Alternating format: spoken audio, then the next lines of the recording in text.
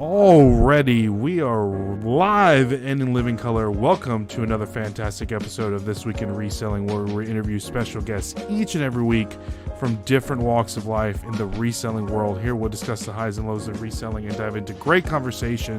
We are positive they're going to hear something that's going to help you become a better reseller. I am your host, Ray, and again, I'm not joined with my co-host, Dustin. Again, he is in the process of moving into his new home, but hopefully we'll have Dustin next week. But guys, we have a great guest today. This is his second time here. We have Wayne with KAYWAY Shop. Wayne, how are you doing this fine Sunday evening, sir? I am doing good. I was talking to Ray before. Kayla can't join us tonight because he's not sick, but he's coughing. So she wants to go to bed early just in case she has to wake up. So she apologizes to anybody that was waiting for her tonight. Yeah. Well, guys, if you want to hear Kayla, we do have the first ever interview that we did with Wayne and Kayla is in the description. So if you guys want to check out that first interview, we did it 9 months ago. And that's one of the reasons why I wanted to have Wayne back on, just to kind of catch up, because a lot has changed in the last 9 months. And I briefly went back and watched the end of our interview today, because I always like to end the podcast with what are your goals to accomplish. And something that you said, and we can get right to it, something that you said that in the next year you want to reach $23,000 more than you did the previous year or around there. And you also said you wanted to go hard on social media, especially YouTube, and doing those live thrifts on YouTube. And you've been doing that consistently on your YouTube channel, which is interesting. But we were talking a little bit briefly before we came live here. Excuse me. And one of the things you've managed to, and I was talking to Wayne, a lot of people still don't know the crazy following that you have, especially on TikTok. YouTube is growing, Facebook, and then your Whatnot, which is absolutely insane. Anytime Wayne goes live on Whatnot, he has anywhere from between 200 and 250 people watching him at all times, which to me is absolutely crazy. And I would love to have that many people on my Whatnot streams. But Wayne, for the people that may not know you, before we get into, you putting together this cult following of what is KAYWAY Shop, please give a little introduction about who you are, what you do, and all that good stuff, so the people that may not know you get a little brief understanding. Yeah, 100%. So if you want to learn the start of my reselling process, that is on the old podcast. So make sure you hop back there. I kind of described how I got into reselling and all that stuff, but so go back and watch that, give it a like, do all that good stuff for Ray. But so I sell mostly pre-owned clothing, pre-owned and new clothing. I sell on eBay, Poshmark, Mercari, and Whatnot. Whatnot is our new baby that we started this year. I didn't really think it was going to grow into anything crazy. I thought it was just going to be a fun way to sell extra stuff. I really wasn't going to get into it. If some of my original followers know, they would always ask me, are you going to start doing Whatnot? Because I would always do lives on TikTok, and they're like, you're really good at lives on TikTok. I think you'd be really great on Whatnot. And I'm like, nah. Every time I went to Whatnot, it was any show I watched, it was people selling almost junk they couldn't sell on eBay. I'd watch their shows and I'd be like, I don't know why I would even bid on that. They got it up for $5 and it's a $10, $15 piece. So that kind of threw me off, and I didn't really want to do Whatnot. And then I kept getting asked about it, and I was like, all right, let me go search through Whatnot, see how the shows are run, all that good stuff. And I decided I'm going to do it a little different, and I'm going to bring the stuff that I currently am selling on eBay for good money, and I'm going to run it on Whatnot and see what we can do. I also have a decent sized following, so it helps bring that over to Whatnot. But yeah, that's pretty much what we do: eBay, Poshmark, Mercari, and Whatnot. I'm officially, as of Black Friday, a 6-figure seller on Whatnot. So I hit just over 100. Congratulations! In 9 months. So that's really, really cool. I've been pushing for that really hard. And eBay this year is pretty close to that too. So we're spread across a bunch of platforms. We're not just all on one. We have multiple that we sell on. That's awesome. Congratulations, Wayne. I didn't know that. That's amazing. Considering that you're only selling clothes, it's not like you're selling iPads and computers and car parts and stuff like that. It's one one polo at a time, 6 figures, which is incredible. It's But pretty much primarily pre-owned clothing on those shows too. It's like probably 80-20 pre-owned and then new clothing. and I know we're gonna be talking about Whatnot a lot. So what, Wayne? So you've done this. You've done Whatnot for 9 months, and of course you continue to sell on eBay, like myself. But for you, what are the pros and cons of Whatnot? What do you see it? Do you like it better than eBay, or like what do we? That's a good question.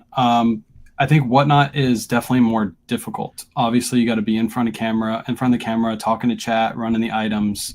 The good thing is I already had experience doing that because I was already doing TikTok for like a year on live. So, and sitting here answering questions, shouting out people like Amy, Reisner's in the chat, Art of Resell, Goat's in the chat right now, Kim's in the chat. Like I'm used to doing that kind of stuff, so I can multitask very well, which why a lot of people said when they came to my lives, they were like, hey, you should probably look into doing Whatnot because you're really good at doing this. So I would say Whatnot is a little bit more difficult.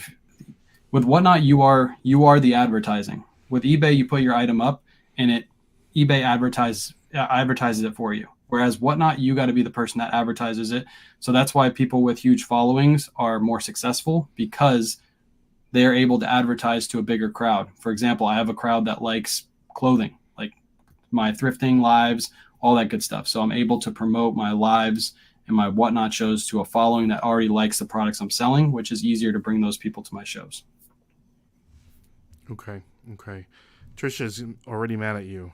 Okay, well, I know she's a fake. We learned this year that Trisha is actually a fake Jags fan.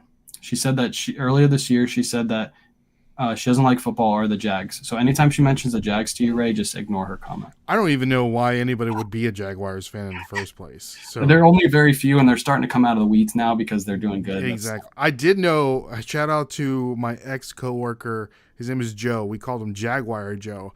This is the guy that like I've known or I knew, and it had kind of like a little bit of a screw loose. And so these were like the Blake Bortles days, and he was such a hardcore Jaguars fan. So for him, I'm glad that the Jaguars are doing at least okay, but they still haven't won anything. You gotta do something. But let's say hi to the people in the chat. We do want to say hi to Trish. Good to see you, Trisha. We need to have Trisha on. Trisha, I'm gonna get with you with that. Robert's in the building. Arizona pick-in. We have our girl Kristen, the Real Squirrels here. Good to see you, Kristen. Amy, Stacy, my boy Art is here. And we have Chris at Peak. He says I was promised Kayla. Hey, you gotta come on a little earlier. Yeah, we already gave the excuse. Yeah. Tokyo Thrifts in the building, and that flipper dude. What's up, man? Good to see you. And what'd she say? I don't even say about football. Sounds like Tennessee fans are mad they're not number one in the AFC South. Hey, we still have time. Guys. We still have time. Imagine living in Florida and not being a Dolphins fan. Well, I mean, you can be a Bucks fan. You can be a Jaguars fan. You can be a couple of different Titans fans. fan. You can be a Titans fan. That's right. So you boys are dressed like my uncle in the late 80s. Hey, I had to pull out the Coogee for Wayne because he is the Coogee master, and that's what he's known for. Which, Wayne, if nobody knows, give us a little brief introduction of like the Coogee. That's kind of like your brand. Where did that come from? So one of the things I wanted to thrift for the longest time was a Coogee sweater. And I finally thrifted one this year and I got it in hand and I was like, man, it would be really cool to collect these. Like I really like this sweater.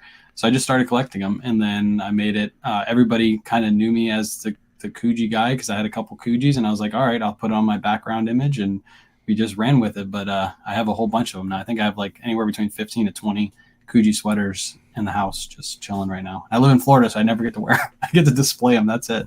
Hey, it's cold here today, man.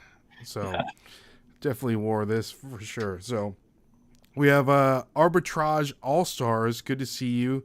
And Joel's in the building. Andra Johnston. Andra. Nice. Yeah. And Travis. Totally just realized I was wrong account. Hey, any account, Travis. Love Wayne and Kayla's tips to live thrifting. They're very helpful and transparent, so you folks don't draw on them. So that's a good segue into what I want to talk about, Wayne, is the way that you have built the following, and that is through like which platforms. Because, okay, so for someone that wants to build a following, like you and Kayla are doing, and I'm sure you've stumbled along the way and you found certain things certain ways to build that following. What have you noticed that works for you and what doesn't? And I know it's different strokes for different folks, of course, but what has been working for you that has grown the people that, all these people that are in a chat that are here for you? So I always tell people, like, my number one thing is, yeah, I know, I saw that comment too. My number one thing is to give all the knowledge you have away for free, and that will help you build your following. So that's pretty much. But you're ruining the game, Wayne, that way. You're ruining the game. Those comments all the time, and it just doesn't make any sense. The thing I say to those people is, if it was ruining the game, then I wouldn't be able to go thrifting and still fill a cart every single time I go to the thrift store. It just doesn't make it. Their comments are always like, I go to the thrift store and I don't find anything. And I'm like, that's weird. Every time I go to the thrift store, I find a full cart of stuff. So maybe it's not the fact that I'm giving away the information for free. Maybe you should be listening to the information so you can take that information and go to the thrift store and fill your cart too. Yeah, it's just that it just doesn't make any sense. That argument is crazy. But yeah, growing the following, I give away the information for free. I saw like the potential on TikTok when I first started. I really liked watching like other people live and just doing like normal things live. So I noticed there was nobody like really that was in the thrifting space that would go live and like show their processes. So I started by going live on TikTok and literally showing myself listing items every single night for like a year. And I took like maybe 10 days off, and every single night at the beginning, I think it was 8:30, and then I moved it to 9:30 because my baby was having trouble sleeping, so it's easier to move to 9:30. And now we're kind of at a space where I'm not going live every single night, but that's how I grew my following there. I also go live in the morning, and again, I saw a space on Facebook where nobody was going live and like shipping their orders. So I do multicast where I go live every morning on TikTok, Facebook, and YouTube and ship my orders and answer questions. I think that's big. Just being transparent and being yourself is like the biggest thing you can have. Like, don't hide your stuff behind a paywall. Don't act like somebody you're not. Just be yourself and you'll grow.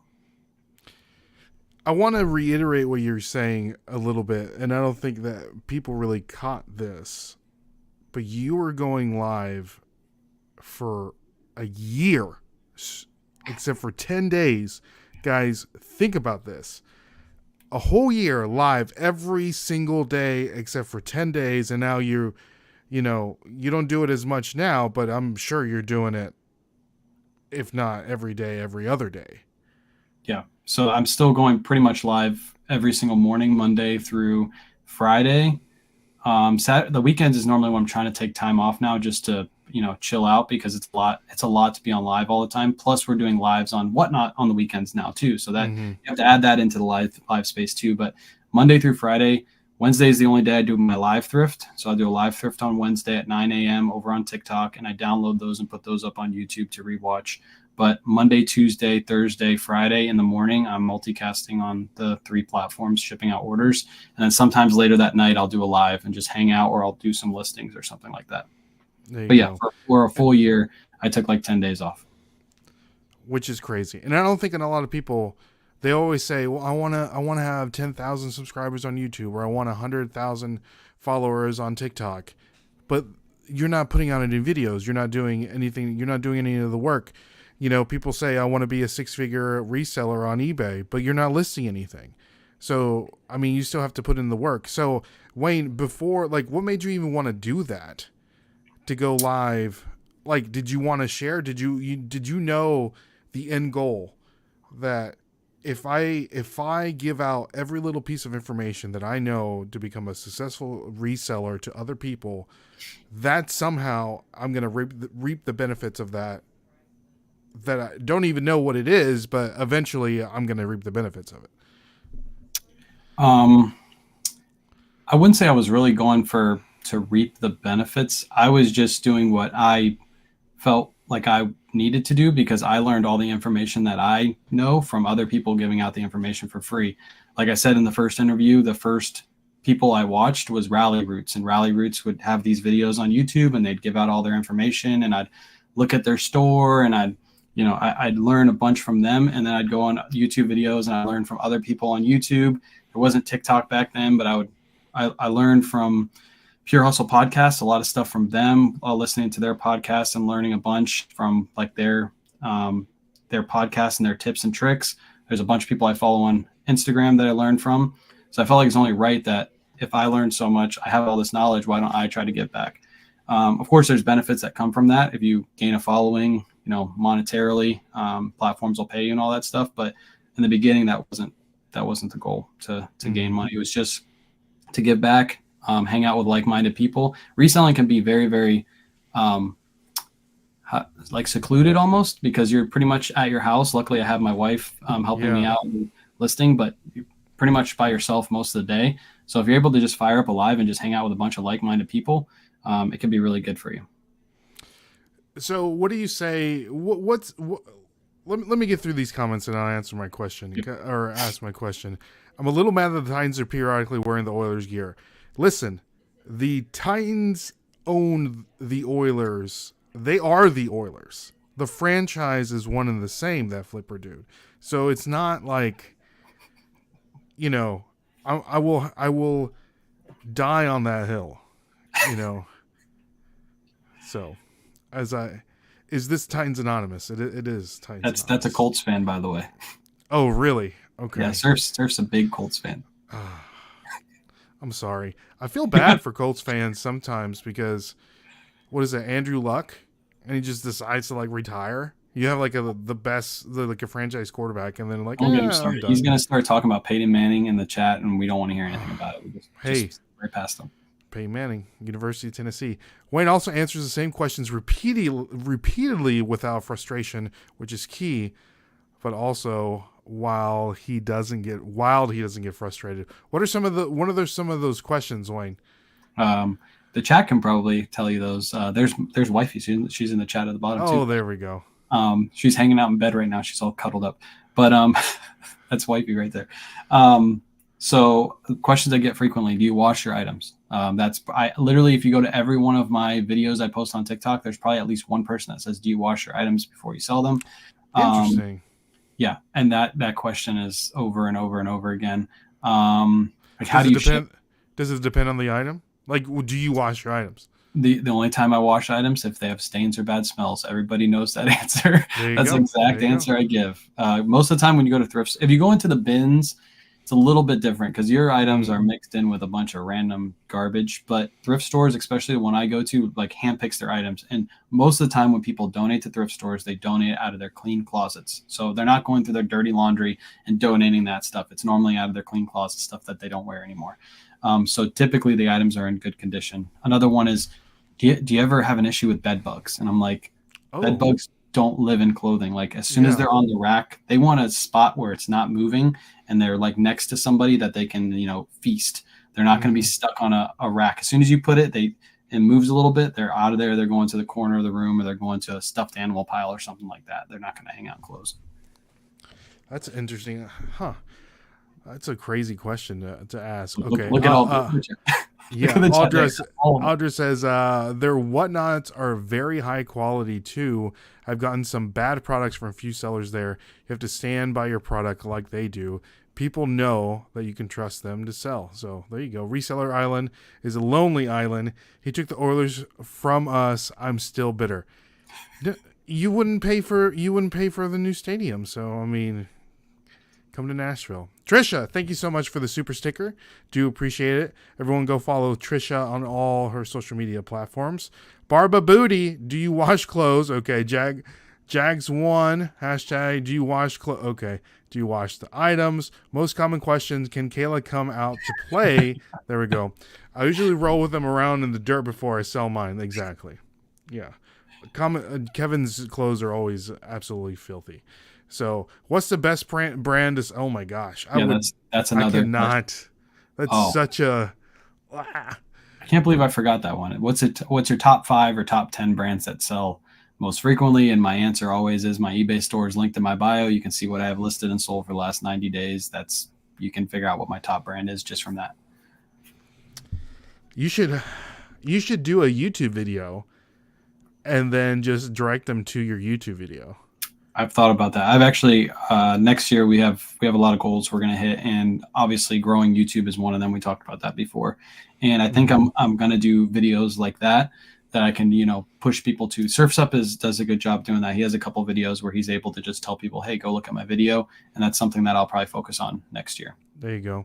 Joel says, I started watching KAYWAY before anyone else. I get a lot of people who call others the OG, but me, I started with KAYWAY. Is that true, KAYWAY? Can you verify that? Joel was near the beginning. He definitely was not first. He was near the beginning, though. Shout out Joel. Okay. There we go. People ask for his light box. Yeah, your light box is absolutely massive. Polymailers, relisters, auto postures, all on this link tree. There you go. Yep. What's up, Angie? Good to see you. Angie Resales is in the building. Carol C. Hi, Angie. Dad, you constructed your light box personally. Nashville Flippers is an OG. That's right. I am an OG. Mm-hmm.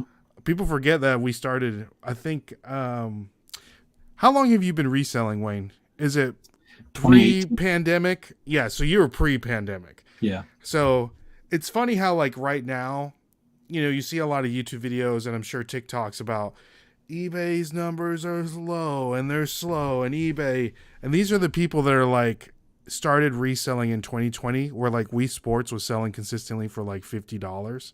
Yeah. You know what I mean? And it's like, this is it is a little bit down, but this is kind of how it is usually. And not to mention, we're kind of like a little bit in a recession, going into a political year, so that's usually causes a little disruption in that. But I don't know. But thanks to Whatnot, it's been interesting this year as well. But okay, switching gears a little bit, Wayne. So what have you made a mistake in with trying to gain your following? What have I made a mistake? Did you ever do anything and you were like, this isn't working, I need to like kind of like switch gears here? I think the only thing I can think of is in the beginning of this year, I wanted to push YouTube the same time I was pushing Facebook. And I pushed Facebook really well this year because it was a really easy transition from TikTok to Facebook, because you can move the same content from one platform to another. But I wanted to grow YouTube as well this year. And I started this year good with putting out videos, not live thrifts, but like actual like videos formatted for YouTube.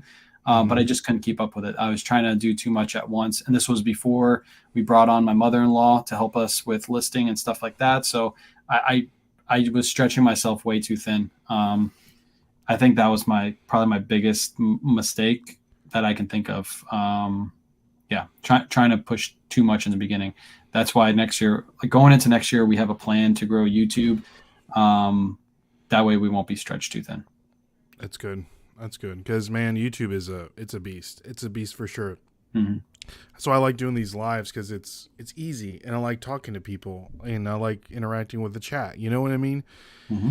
It's really good. Lad was saying, you mean I can't sell anything Pokemon double retail? Exactly. 2020 was an interesting year for sure. And Trisha is amazing. 44 people watching, only 13 likes. Make sure y'all hit the thumbs up on this live. Thank you so much, Trisha.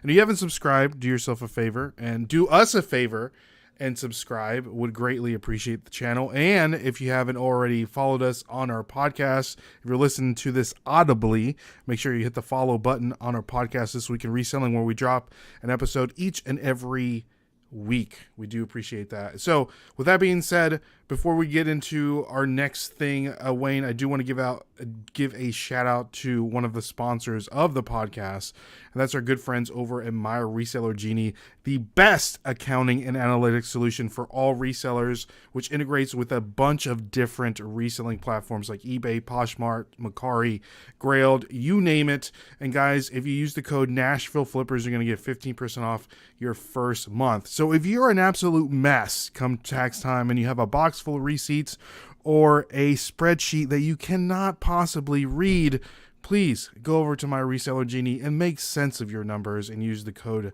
Nashville Flippers for 15% off your first month. So, Wayne, let's talk about eBay. Let's talk about Whatnot. Give me pros and cons for like the differences. I know that you started Whatnot, what is it, 9 months now? Yeah, it was in I know that we first March. talked, you were kind of like you were in transition into moving into Whatnot. So 9 months have passed, and you do something a little different that not a lot of people may know about or may not know. We were just talking about it earlier today, but you also do consignment on Whatnot, which is a very interesting business model, in my opinion, especially with a following like yours. So someone can just send the items to you, you sell them, and then you take a little bit of a percentage on that. Could you tell us a little bit about that and how Whatnot has been for your business so far this year? Yeah. So, Whatnot, we started it March. I think it was mid-March, if I can remember correctly. I can look at my spreadsheet and figure exactly when I started. But mid-March, again, we didn't really think it was going to grow into something huge. I saw potential on it, but I didn't know that it would potentially be my top selling platform this year as quickly as it was. And now it is my top selling platform. With the consignment piece. So once I hit 1,000 sales on Whatnot, you're able to get instant payouts. So I waited until I hit that 1,000 sales and I got the instant payouts. And I'm always trying to figure out ways to do something different that I don't see anybody else doing that could potentially benefit me. And I'm constantly thinking, like at night, sometimes I'm up for like an hour, just sitting in bed, thinking of like new strategies and stuff like that. Also talking to like-minded people. Shout out Chris. Me and him talk all the time. And I saw the potential. I know there's a lot of people out there. I'm one of those people that have a massive death pile, and you want to get rid of your death pile and you want to be able to sell it for near eBay prices. So as I grew my shows and we started getting better and better prices, I saw the opportunity to reach out to some of these sellers and let people know during my lives, like, hey, we're doing consignment. We're going to start doing consignment here. We're going to take a couple people at the beginning and see how well it does. And it was really successful. We try to look for higher end items. Obviously, if we do 70-30 splits. I don't know if I mentioned that. 70-30 splits. So the consignee gets 70 and we get 30. And most people would think that's insane. You should be doing 50-50 or 60-40. And the reason I'm doing 70-30 is because most of the people I'm dealing with are resellers that spend their same amount of money that I do on their items. So I need it to be beneficial to them, as beneficial as possible. So they send me their best stuff and they're comfortable with it. We sell it. They get close, not exactly what they would get on eBay, but it's instant money. So if you go out and you find a rack of Patagonia, I want to be the first person you think of. Say, I can send this to Wayne on Monday. It can get there on Thursday, and he can run those 10 sweaters on Friday or Saturday, and I get paid out on Monday. So from Monday to Monday, I've sold those sweaters. Good luck trying to do that on eBay unless you list them super low or you have like crazy sweaters. But again, they're not going to sell that fast. So I see it as a benefit to both the consignee and myself to do 70-30 splits, because I'm able to grow my shows. And that's the whole point of it, to grow my shows. And people know, like, hey, KAYWAY has the best stuff on his shows because he consigns with people and they're sending him the craziest stuff. So that's the idea behind the consignment. It's been beneficial to both parties. It's really beneficial to both parties. What made you even want to think of consigning? Because, I mean, you really, and that's what I'm saying, guys. Like, you don't understand, like, the following that Wayne has when you open up the Whatnot app and there's 250 people watching his shows.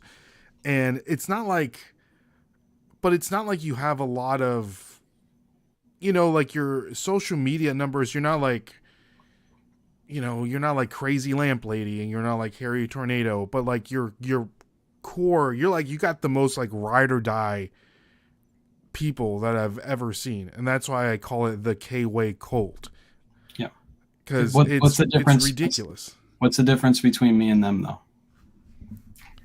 I mean, they're not live all the time. That's true. That's true. People want to see what you do every single day. I wish I could see what Rally Roots was doing, like when I first started. I really wish I could see like what their sales were. They would flip their camera and show their spreadsheet and show exactly how many sales they've had. They would show the inside. I've actually shown a live It's on YouTube, and you can see my entire background of my whatnot. I'm literally running the whatnot and doing a live at the same time, and you can see exactly what I'm doing. So if you wanted to learn how to do whatnot, you just watch that live. So that's key, and I think a lot of resellers miss that point. Is, people want to see what you do in your average day. People want to see you live thrift. They want to see what you pick up, what you pass on. They don't want to just see what you pick up on a YouTube video. They also want to see what you pass on. If you watch my live thrifts, you can see literally probably 15,000 pieces I skip in the 90 that I pick up. You can see all that on my live video. So that's. Are you going to Goodwill's, local thrifts? Because a lot of people, they're thinking right now, they're like, well, the prices are too high. The prices are too high. Like, Okay, what are we working with here, Wayne? Or do you agree with that, or the price is too high there, or what's going on? Well, I think the prices of everything went up over the last few years. So people just equate to Goodwill as they're immune to prices going up, which I don't agree with. I think their prices should raise with the economy. Of course, they get their stuff for free, but they have to pay for the employees, so on and so forth. So, yeah, do they have to be as high as they are? Probably not. Why would I don't understand their business model of why put items in a store and price them at $8 and they don't sell, and then you sell them in the Goodwill bins for 50 cents. Yeah, and you have ridiculous. To pay to move all that stuff over there. Like that business model doesn't make any sense to me. I wish I could talk to a Goodwill rep and be like, why? Like you're not selling it in store. So you're paying it to be stocked. You're paying it to be unstocked. You're paying it to be put in a car. You're paying it to have it shipped to the Goodwill bins where you sell it for 50 cents. You lost money on that item. There's no way you can tell me you didn't lose money on that particular item. Unless they're taking a loss on purpose so they can write it off at the end of the year. That's the only reason why I think they would do it. But yeah, but I mean, if they would just price everything at like $3, they would move it all. But I don't complain about the prices. I just look for the pieces that the price they're priced at makes sense for me to make a profit. So stuff that I was picking up maybe 3 years ago that I can't pick up now because it's priced too high, I'm not going to pick it up anymore. But I don't. The store I go to when I do my live thrifts is called Red, White, and Blue. It's Red, White, and Blue thrift store. They're all over the U.S. I think they're mostly south. I don't know if they have any in Tennessee. I don't think I've never heard of it, so I don't think you got to Google it because some of their stores they're not called Red, White, and Blue Thrift. They're called like the Thrift Store, and there's like another name for them. So they use all kinds of different names. But that store is the best because it's, from what I understand, it's a for-profit. So they donate just a small portion, but they're not enough to be a nonprofit. So they have to keep inventory pumping because they got to make a profit. They're buying their inventory and then they're selling it on the floor. So, oh wow, okay. So they have people stocking literally all day. If you watch my lives, as I'm walking through the aisles, I try not to show people's faces, but you can see the workers that are on the middle of the floor, and they always got like 8 people stocking the shelves. It's a massive store. They're constantly doing discounts. So when I go on Wednesdays, there's only one full price color, and all the other colors, which I think there's 6 of them, are all half off. So that's why I go on Wednesdays. I get last week's half off color. Last week's full price color half off, and that's when we get the best deals. But I still go to Goodwill. I just don't go as frequently as I used to. Also because I have time constraint too. I can't go to. I live in Florida. I live in a really good area, Tampa Bay area, and we have tons of thrift stores. I just don't have time to hit all of them. So I try to hit the one where I'm going to get the most items at, and that's Red, White, and Blue. There you go. Let's see what the chat is saying. And guys, if you have any questions for Wayne, make sure to put them in the chat. We'll greatly appreciate it. We have Angie saying, I just noticed the amazing sweaters. Thank you so much, Angie. Got the nice vintage on. And we have Lisette is in the building. Good to see you. The Flipping Dude says, I have asked people about doing consignment and whatnots, and I've been getting mixed responses. Finally, someone gets it. Yeah. Arizona Pixie says, I have learned so much from Wayne, always encouraging and hustle hard with no excuses. We have Christopher and others in the building. My middle name is Wayne, so it must be why I like him. There you go. And Surf Stuff is saying 5K subs who are loyal are way more than 50K that are in and out. Oh, I agree. We have Joe with I Flip that is in the building. And Audria, am I saying that right, Wayne? Audra. I want to put an N in there. Some of the Whatnot shows rooms are scary, like I don't want something out of that scary hoarder room. Love the surf stuff through. Is that Surf Stuff's hoarder room? Is she No. put She's him on saying that she blast? likes me and Surfs do like live Q&As together on Thursday nights where we just answer a bunch of questions about clothing and reselling and all kinds of good stuff. Nice. Joe's saying like Plato's video prices are high, but that's where the meat and the bone on a few items. There we go. Got to be smarter than the thrifts. No location in Tennessee. I checked. Thank you so much, Trisha. Appreciate that. Lions Creek Boutique. What's going on here? 10-3 Baltimore. Who is Baltimore playing? I don't know. Who cares? Baltimore's probably going to win that game. What did you get the nickname The Roommate? Says Christopher at Peak. Yeah, everybody calls me Kayla and the roommate. That's what they call me. Kayla and the Roommate now. Have you ever bought bulk buys off of Rally Roots? No, I've never bought bulk buys. I watched Drew's video a while back where he bought all those shoes. That was a good bulk buy, but no, I've never bought bulk off them. I do buy bulk every single week from a local guy that I met in a thrift store. That is basically, he was like a hoarder and he just loved buying clothing. Every single week he brings me more clothing. We meet up and he's got insane pieces and he sells them for almost the same price that he paid at a thrift store. So I'm like, okay, this is a win. Yeah. You get money, make a little bit, and I make a little bit. It's always good to have a guy, for sure. It's good to have a guy. Yeah. No, Tokyo Thrift, don't make us ban you on this live chat. So, have you thought about anything like maybe like going to like a rag shop or getting like bulk buys off the internet or anything like that? Or are you more like not t-shirt bros but more like outerwear kind of stuff? Yeah, so I get those comments all the time from I call them the vintage t-shirt boys. You know, the guys that you go to the bins T-shirt and there's like a clique of them. They're always at the bins and they're always like looking for those little $10 profit vintage t-shirts. I'm not a vintage t-shirt boy. If you go through my store, there's very few vintage t-shirt. Actually, there's probably no vintage t-shirts in there, maybe one or two. I'm more for like mainstream clothing brands. I don't get the mindset of go to a thrift store or a bins location and look for vintage t-shirts. And meanwhile, there's so many better brands and there's so much more on the racks that are modern than vintage. And you're skipping over all those just because you're strictly going for vintage t-shirts. Same as like a rag house. Mm-hmm. I get it. They're profitable and they're cheap, but it's a lot more work.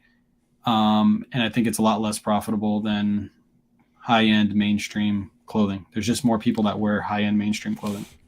Yeah, that makes sense. You know, one of the things that I've played around with me, because, you know, we sell consumer electronics on our whatnots. And we usually, the majority of the items that we get are from the bin stores, Amazon bin stores, which we find incredible things. 2 weeks ago, we found like 4 iPhones, like 2 Motorola phones, which is absolutely crazy, they all will be available on our next whatnot. So check that out for sure. But anyways, so we get to pick and choose what we want to purchase, you know, and at a still like a low rate. And a lot of people say, why don't you buy pallets? Why don't you buy pallets? Like you said, if I did that, it's a lot of work and you really don't know what you're getting. And in this case, I can kind of open it up, test it, make sure everything is there. And so I can sell it. But with a pallet, you know, I can see a pallet and it might have one good thing. But if I open it up and it's broken, then it's like, man, that one good thing I already lost money on. Like if I see a PS5 in a pallet and I open it up and it's broken, I mean, like, dang, that's half of the stuff, you know what I mean? Half of the money. So yeah, I'm a little. I get asked that a lot too about that. Yeah, I get asked that a lot too about buying pallets. Like, why don't you go and just buy a pallet of clothing? And pallets are hard. I think there's some people that do really good on whatnot. There's some sellers that they get really good stuff. But I noticed recently that a lot of them are running the same items. One show will be running the same thing. For example, Good American. Everybody in like a month ago was running Good American because I think Good American like blew out all their summer stuff and they all were sourcing from the same exact bulk buyer. Mm-hmm. So you went to every show and everybody's selling Good American. So there's ways to do it. If I were to do pallets and I saw something like that, I would actually hold those pallets. I would have to have a space where I could hold those pallets until everybody sold off theirs, and then I'll run them the next summer. That would be the most like 6 months later. So that way you're not running the same stuff everybody else is. Also, sense. pallets, you have to source them very well, because some pallet companies, they promise you the world, and then you get them in. They're all shady. All of them are shady. Yeah, you got to assume that. I mean, if they were good, they would be selling some of the good stuff out of those pallets themselves. So they're not going to send you. They might send 1 or 2 really good pieces, but the rest are being held and they're selling on other sites and stuff like that, or they're moving them to other pallets and they're selling them as premium pallets, so they get all the good stuff in one pallet and they charge more. Like that would make sense to me as a business owner to do that. So yeah.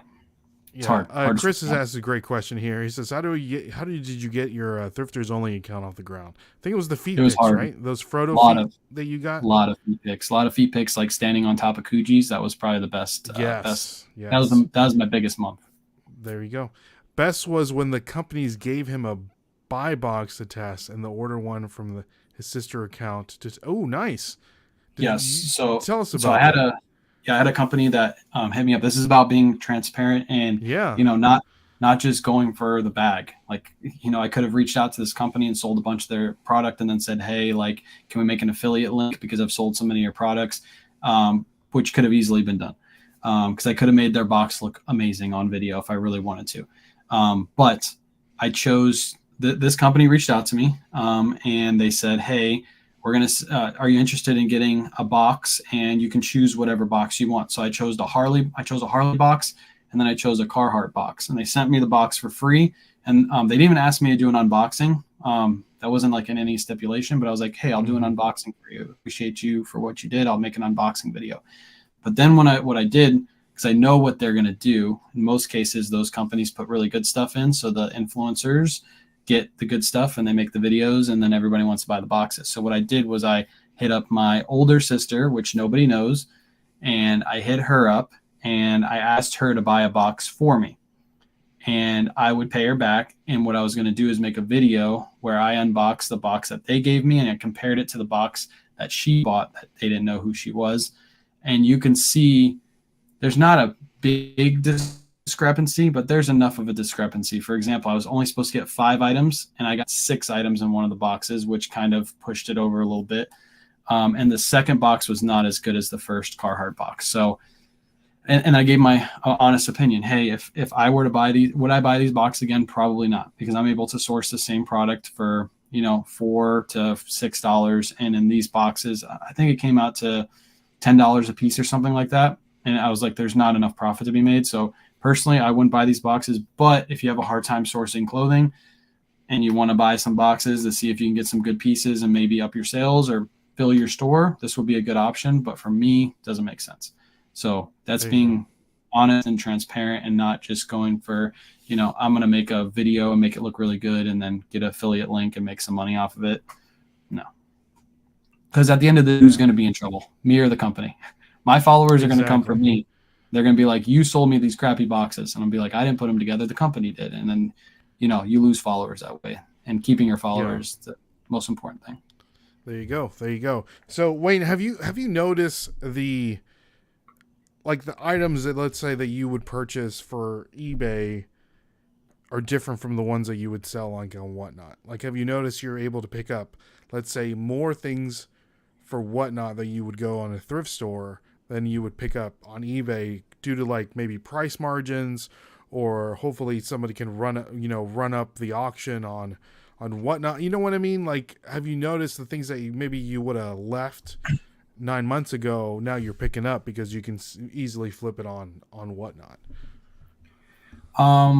Yes and no.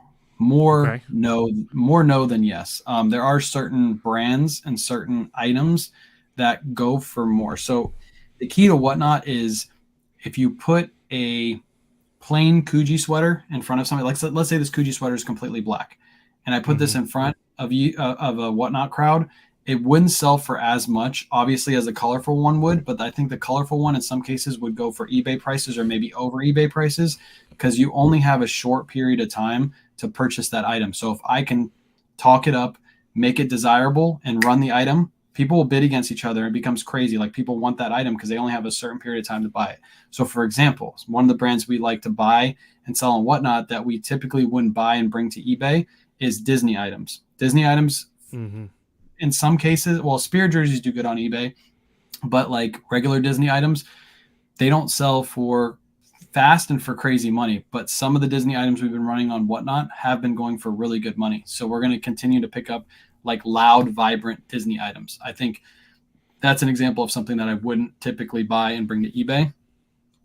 But most of the things you see on my Whatnot shows, you can go to my eBay store and see them listed on eBay. Like I said in the beginning, I want to bring stuff that people are actually interested in buying. I don't want to offload the stuff that's not selling. And on actually the last probably 3 months, I've only pulled maybe 10 items from my eBay store to actually be run on my Whatnot auctions. And that speaks volumes to the amount of stuff we're bringing to Whatnot, because I have ran in the last 3 months, probably, I don't know, 2 shows a weekend. So 8, about 24 shows. And I probably only pulled 10 items from my eBay store. All the rest has been fresh inventory that I brought in, or it's been consignment.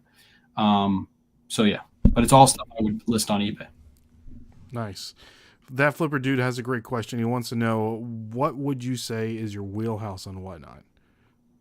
What do you mean by that? What I don't understand it. Like, I guess, yeah. Elaborate on that, Flipper dude. Like, what do I sell? Like, is that what he's asking? I think so. But as Flipper dude writes, to clarify that, we do want to give a shout out to another sponsor of the podcast. This is where I get all my bubble mailers and my my regular poly mailers, and that is ajuropack.com.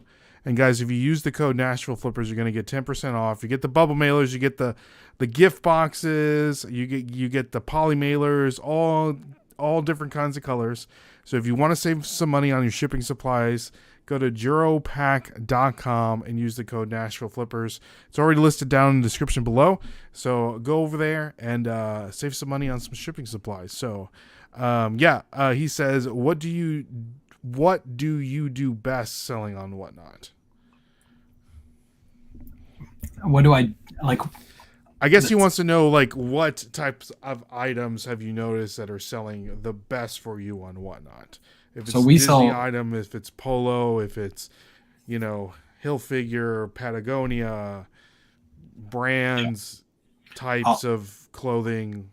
I'll answer this 2 ways, because I think there's 2 ways he could have asked this question. So we sell mostly mid to high-end mainstream well-known brands, like you were just saying, Polo Ralph Lauren, Patagonia, North Face, Cool, Lululemon, Lilly Pulitzer, things like that. High-end, well-known brands.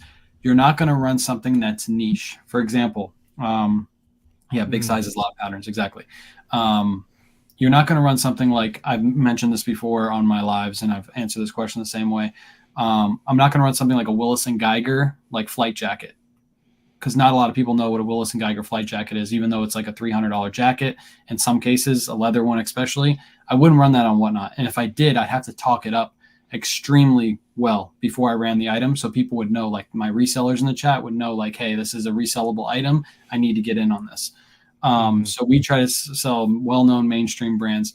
We're looking to sell to resellers, people who can buy our items and then flip them for a profit, because there are some of those instances that happen. For example, we had a pair of Patagonia pants on our Black Friday show that sold for $6. Somebody's going to be, whoever got that's going to make money on those.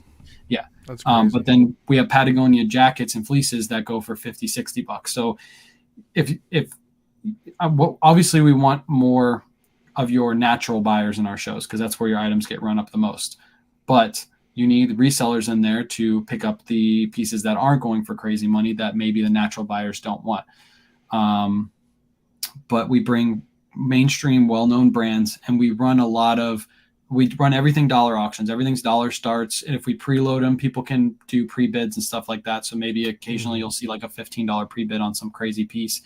But we do fast-paced, mainstream, high-end auctions. On our Black Friday show, because Whatnot decided to crash the instant we tried to go live.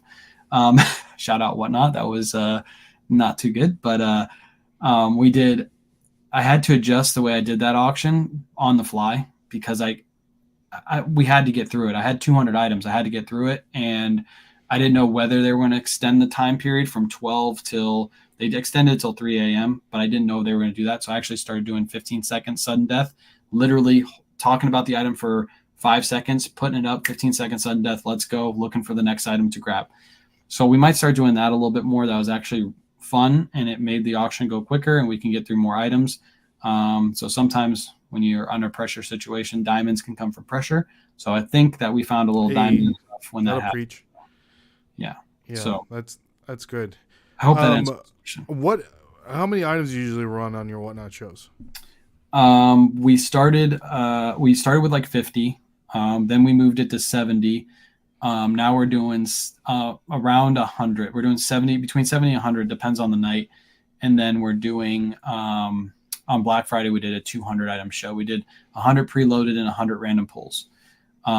Also, if you guys are listening to this before December 1st, on December 1st we're doing a full giveaway show, and we're giving away dunks. We're giving away Barefoot Dreams new with tags. We're giving away a bunch of random stuff just for, shouting out the people and appreciating them. We're doing a huge giveaway show, so if you can make That's it awesome. That's a good way, and a lot of people have been following suit to that just to gain a lot of followers. I think that's awesome. So Wayne, for the people that may be listening to this and they're like, okay, they're sitting right now and they're like, I have a Whatnot, but I'm struggling to get people on my show. I don't have a following like KAYWAY does. Like, what are some tips that you can give these people? Yeah. Like I said in the beginning, I think a lot of people come from eBay to Whatnot and they just expect to fire up a Whatnot and have 200 people in their show. And if you expect that to happen, you should be expected to fail, because it's just not going to happen. There's just no way there's no way, even if Whatnot pushed your show and you're on the front page, you're still not going to get that many people. You have to promote your show. And I think that's where a lot of people fail. They just assume it's kind of like eBay. I can list my item, forget it, and eBay's going to push it to millions of people, and eventually it's going to sell. Whatnot's a completely different beast. Whatnot's like owning your own brick and mortar store. You got to advertise your show. That's like the easiest comparison I can think of. So that's why people say like it's not fair that all these, big TikTok, YouTube, Instagram, Facebook stars are big on Whatnot. It's because we have the best way to advertise. We literally have hundreds of thousands of people that follow us. So when I put out a post on Facebook, it goes to all 100,000 of my followers. If they're scrolling through their feed, they're going to see my post. So what I would suggest is if you want to grow your Whatnot, you have to grow the way you advertise, and that might be social media, or it might be a different way of advertising that I haven't thought of yet. But social media is the easiest way. If you can grow a platform of just 10,000 people that are interested in what you do, and you put out a post, you're going to have more people in your show than if you didn't have a social media platform and you're just trying to go live on Whatnot. I will say there's anomalies to that. Shout out to ZK Styles. ZK is a person I interviewed on my TikTok. It's up on my YouTube if anybody wants to watch it. But she's that girl that sells clothing? Yeah, she sells clothing. She did the Runway show. Most people know her for the Runway show. I love that show. Yeah. Like I was showing my wife, I'm like, look how cool this is. Exactly. They are not saying anything. They're just wearing the clothes, doing a runway, and running the items. Like that is so creative. Yep. That I was like, this is brilliant.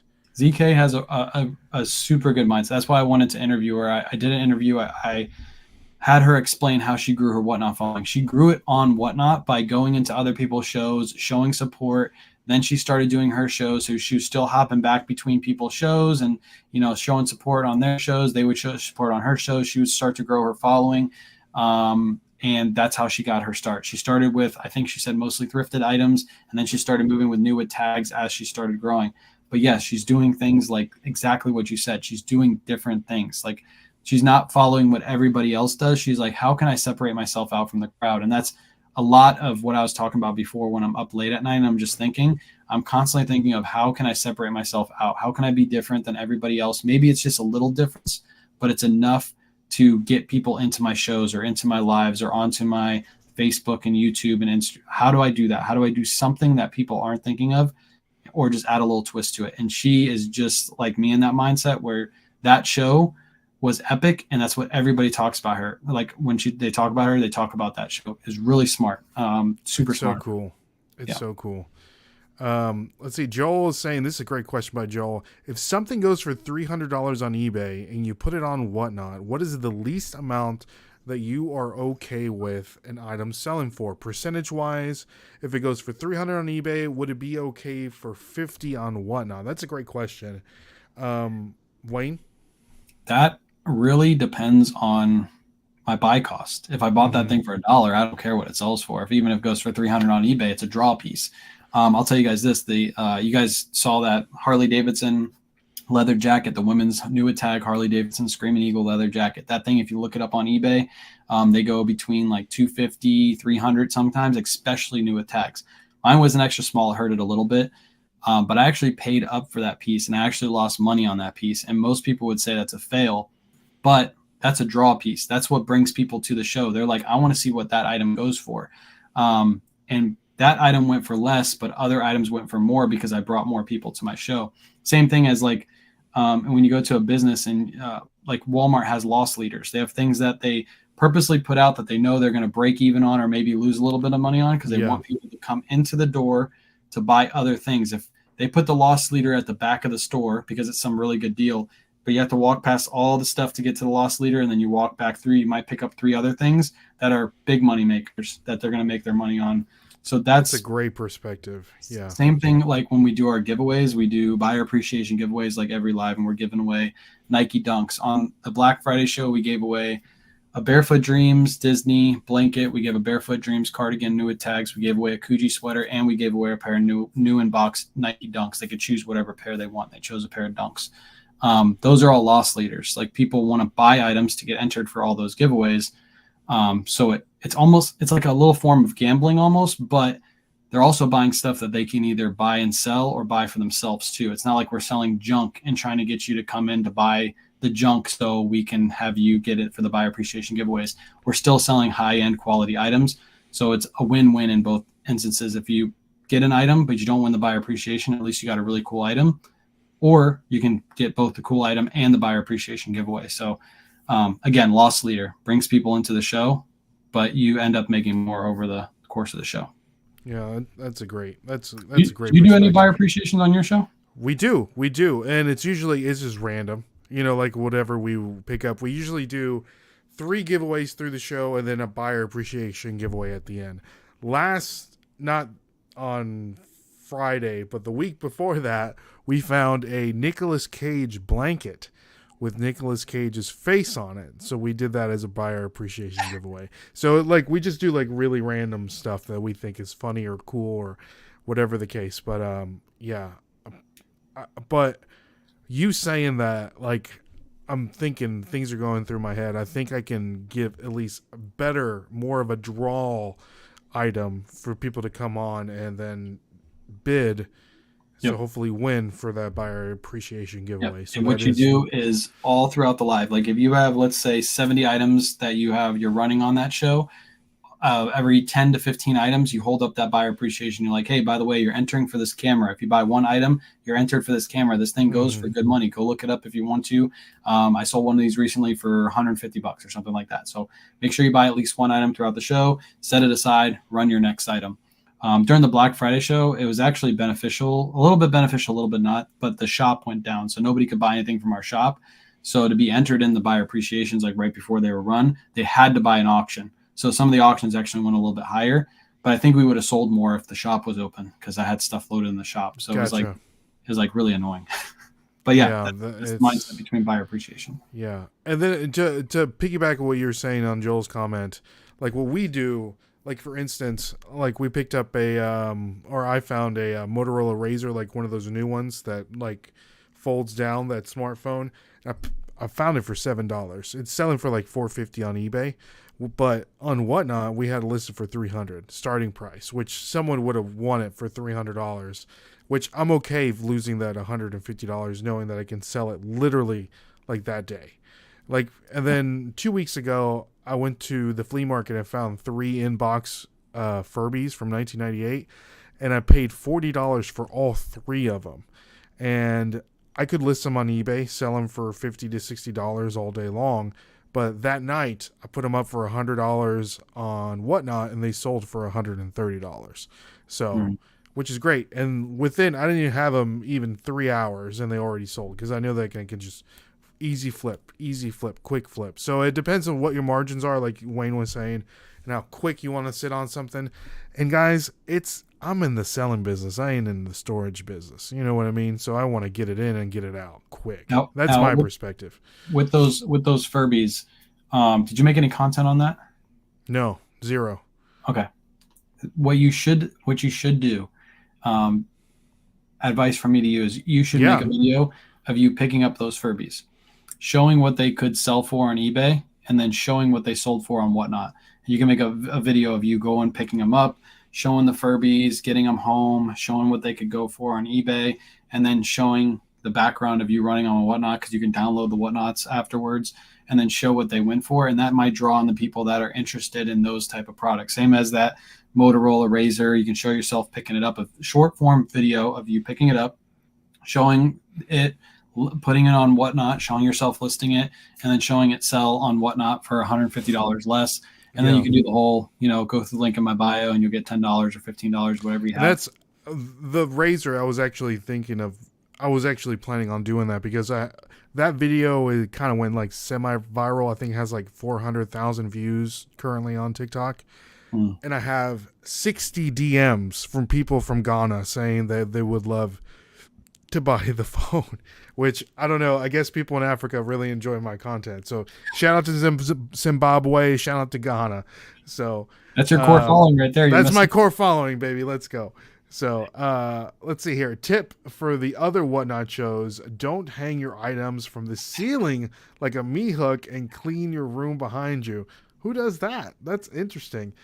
Do you do that? Do you do that? No. But I know what she's talking about. Like some people, like you can see everything that's behind them. They're like in the middle of their house, running their Whatnot show, and they're like couches behind them and stuff like that. Yeah. Like people, you have to make the aesthetic good for the person that's buying your item. Sure. Yeah, because it's like, they wouldn't go buy something like food at Walmart if Walmart's all dirty and grimy where the food is. You'd just be like, all right, I'm going to the next place. I did notice that too, because our first couple Whatnots, before we got our like office, because we have a space where we do our Whatnot streams out of.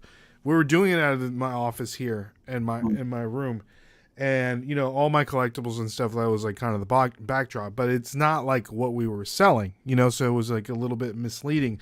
And then we moved into our space and we're like, this is our office, this is away from all this, and we're gonna run our Whatnots out of here. And then we just had like a, I got a backdrop where it says like Nashville Flippers, and I would grab an item, show it or whatever. And still it wasn't, like translating. And then I got a metal rack with wheels, and I would just set everything that I was selling on that metal rack. And then it was just would be behind me. And then people would just look, and it's like, hey, what's that on your left side on bottom shelf? What's that? What's this? What's that? So I think that's great. You can do other things. I know that you have like, what is it? Just like a hanging rack? Yeah. So you can pull clothes. Yeah. That rack behind me, I actually cleaned it up a little bit here because we had all the racks from our 200 item show. We've been shipping, like all those are orders from the 200 item show that we packed up today, but we use a rack like that, and it's a 2-level rack. So there's another level right there that we can hang shirts from. We just shipped out all those so far, so that's why it's only up top.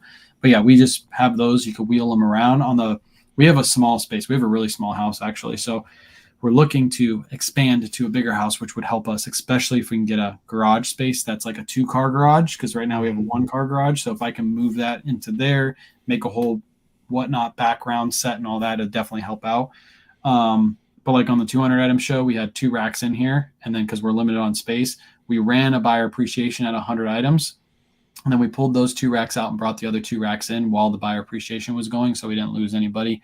But yeah, we do the hanging racks. We also preload our items on some shows, so people can just go through and look at what we have listed. And then other shows, probably our most successful shows and what people really like is the random pulls, because you never know what's coming up next. So people will stay the whole live to see what's coming up next.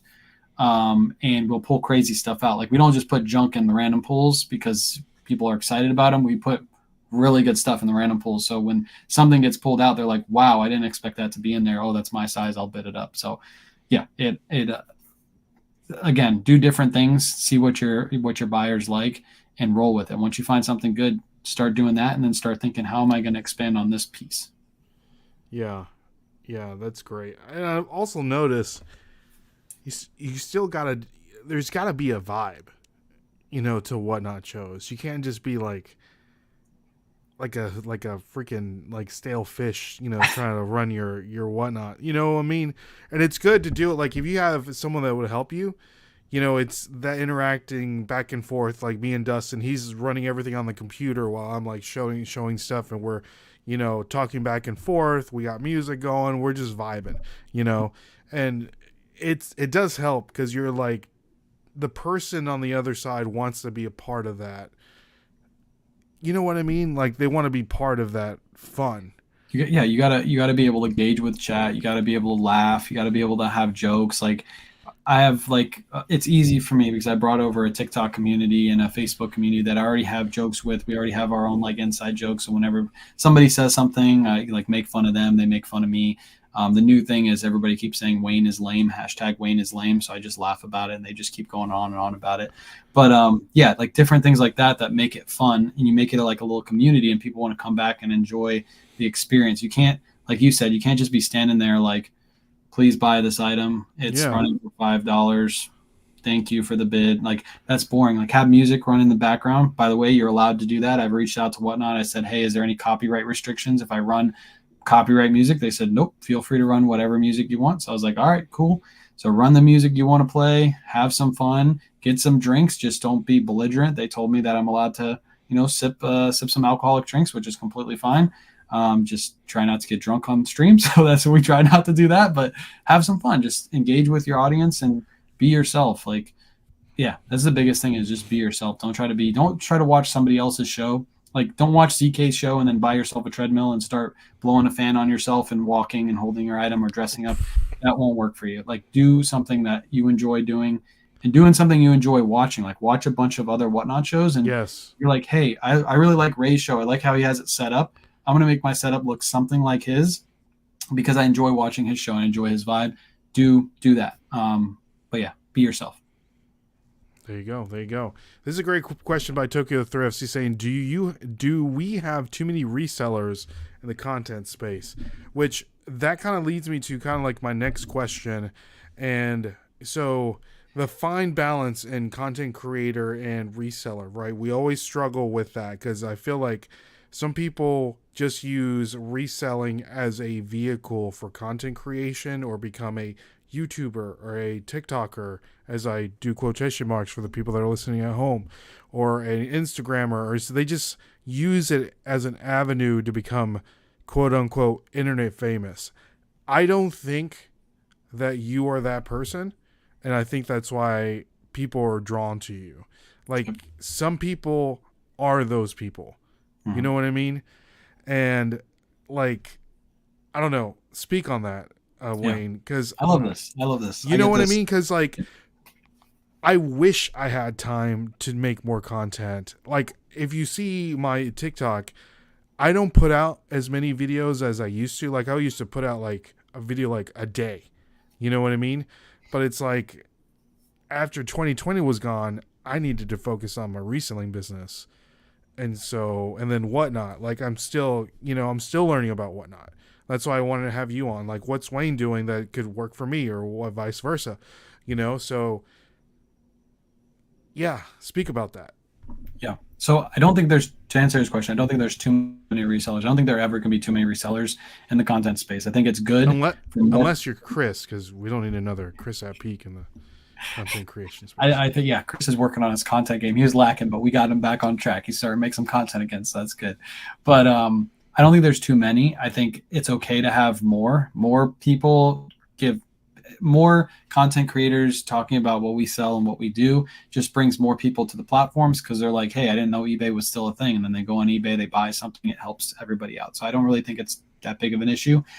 But yeah, to speak on what you were saying about, there's resellers and then there's content creators that resell. That's the difference. There's people that are actually out here. Like if I took away all of my social media, I would still be able to profit. Even if I took away Whatnot at this point, I would still be able to pay all my bills. So again, that's what you were saying. Like, I think that's why people follow you, is because I like to work. I like to work on the ground. Like, I'm on the ground with everybody else. That's why I do the lives. That's why I show what I do. I give out all my knowledge, because I'm on the ground with everybody else. I'm doing the same thing. I'm still listing. Obviously, we have help now because we're doing multiple things, but we're still listing consistently every single day on eBay. We're cross listing. We're doing all that stuff, and we're also doing Whatnot. So I'm still trying to stay where everybody else is, and I'm also trying to grow at the same time. Whereas what you're saying is there's people out there that they make content about reselling, but if it wasn't for their content and the amount of people that were following them and the money they made from their content, they wouldn't actually be able to pay their bills. I think, but I think there's also a space for that, and that's okay. But I don't. I kind of get your vibe. Like, I'm kind of the same way. I don't really like people that call themselves resellers, but they're content creators. Call yourself a content creator that resells. That's what you should be.